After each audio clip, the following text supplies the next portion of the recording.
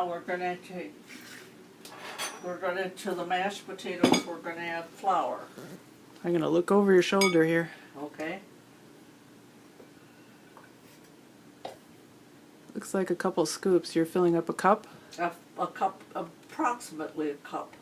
We don't have to sift flour, do we? No, you don't have to sift it anymore today. Used to, but for this you would never sift flour anyway. So, and also you have put salt in the mashed potatoes, but you will see the recipe calls for more salt. So you put in a couple of teaspoons more of salt into the potatoes. Because the lefsa will end up being kind of salty. It's more of a bread. Is it a bread? It's more of a bread. It's a flat bread. For those people who have never seen lefsa, you'll see it at the end of our show here.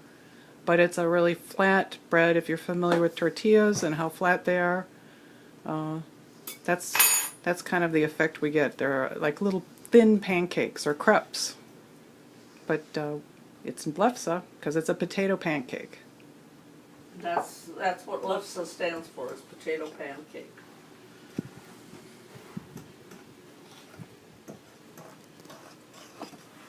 And what's the consistency? That's about a cup in there, and is it a kind of a cookie dough consistency? Yeah, kind of. Like, because we're going to be handling it with our hands. We're going to be... we'll handle it and put it on the board here and roll them out. What we're going to cook them on is a electric fry pan. Have you always used a fry pan, or what did your... Yeah, but I always had a bigger fry pan than I have now. So it was, you could do more than one, but now we're only going to be able to do one at a time. I'll take a little glimpse here at the fry pan we're going to use. This one is a smaller one, so if you have a bigger one, you'll be able to make more lefsa in it. Yeah, more at a time. And the lefsa shape, it doesn't really matter what shape it is, does it? Kind of round. So, I mean, they can be irregular. I've seen some almost look like they're square.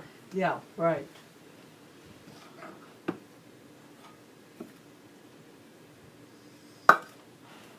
And you didn't put all the flour in all at once. You kind of paced just yourself. Keep mixing it.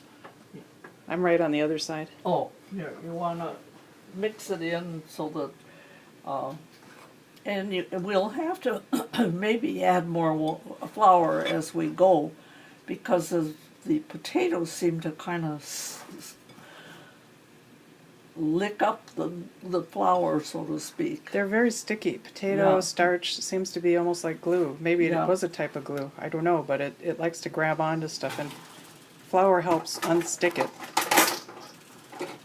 So we'll probably keep the flour handy here and then add as needed when we form the pancakes.